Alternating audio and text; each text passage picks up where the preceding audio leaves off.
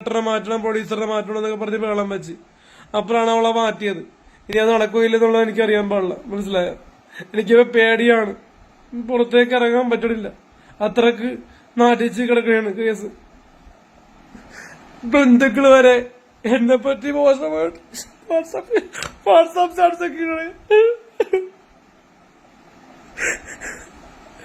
നമ്മുടെ കയ്യിൽ ഒരു ബാങ്ക് ബാലൻസും ഇല്ല, കോടിക്കണക്കിന് രൂപയൊന്നും ഉണ്ടാക്കിയിട്ടില്ല ഈ റിവ്യൂ പറഞ്ഞിട്ട്. അപ്പാട് അന്നൊന്ന് ജീവിക്കാൻ പറയാൻ പറ്റില്ല. അന്നത് എന്റെ ആയിട്ടുള്ള പേഴ്സണൽ കാര്യങ്ങൾക്ക് മാത്രം, പേഴ്സണൽ ഫുഡ് ആൻഡ് ട്രാവലിംഗിന് മാത്രമുള്ള പൈസ മാത്രമേ ഈ റിവ്യൂത്ത് എനിക്ക് കിട്ടിയിട്ടുള്ളൂ. കോടികളൊന്നും കിട്ടിയിട്ടില്ല.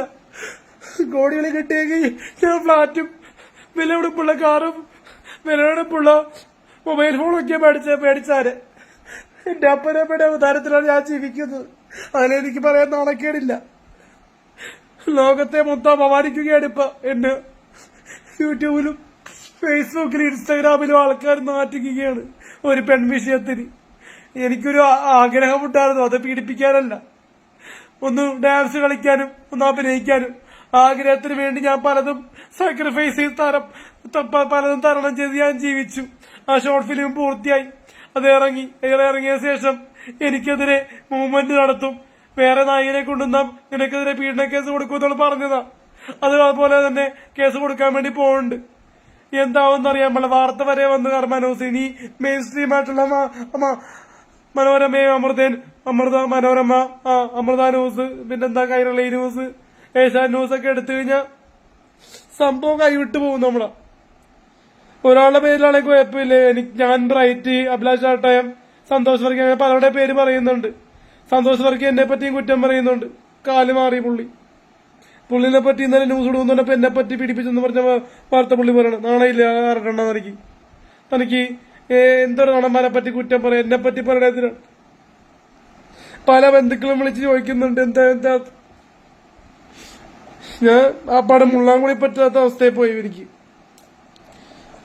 ഭക്ഷണം കഴിക്കാനോ മുള്ളാനോ ഒന്നും തോന്നാത്ത അവസ്ഥയിൽ പോയി. എന്ത് ഗതികെട്ട സമയത്താണ് ഇവളെ ഷോർട്ട് ഫിലിം അഭിനയിക്കാൻ തോന്നിയെന്ന് മനസ്സിലായില്ല എനിക്ക്. നമ്മള് 18-25 കുറെ പെൺകുട്ടികളെ നോക്കിയതാണ് അഭിനയിക്കാൻ. പക്ഷെ ആരും കിട്ടാത്തതുകൊണ്ട് അവസാനം ഇവളെന്നെ പെടുത്തിക്കളഞ്ഞു. ഇവള് കല്യാണം കഴിച്ചില്ലെങ്കിൽ, അവർ രജിസ്റ്റർ മാരേജ് ചെയ്തില്ലെങ്കിൽ കല്യാണം കഴിക്കണം എന്ന് പറഞ്ഞ് ഭീഷണിപ്പെടുത്തിയായിരുന്നു. ഇവളുടെ കൂടെ അല്ലാതെ വേറെ റീൽസ് ചെയ്ത് ആത്മഹത്യ എന്നൊക്കെ പറഞ്ഞപ്പോഴാണ് ഞാൻ ഈ ലൈവ് നമ്മുടെ സ്മാർട്ട് പിക്സ് മീഡിയയിൽ ആദ്യം ഇന്റർവ്യൂ കൊടുത്തു. അത് കഴിഞ്ഞിട്ടാണ് ഇവളിട്ടത് ഇന്റർവ്യൂ. ലോകത്തോട് ഞാൻ മാപ്പ് പറയേണ്ട ആവശ്യമില്ലല്ലേ, ഇവളെ തെറ്റിയിട്ടില്ലല്ലോ, ഇവളോട് ഞാൻ തെറ്റിയിട്ടില്ലല്ലോ ഒന്നും. ഇവളെ ഞാൻ അഭിനയിപ്പിച്ചു, എന്റെ കൂടെ അഭിനയിച്ചു പോയി, റിലീസ് ചെയ്ത്. ആ ഷോർട്ട് ഫിലിം റീച്ച് കിട്ടി. പല സിനിമ ഓഫറും അവൾക്കും എനിക്കും കിട്ടിയതാണ്.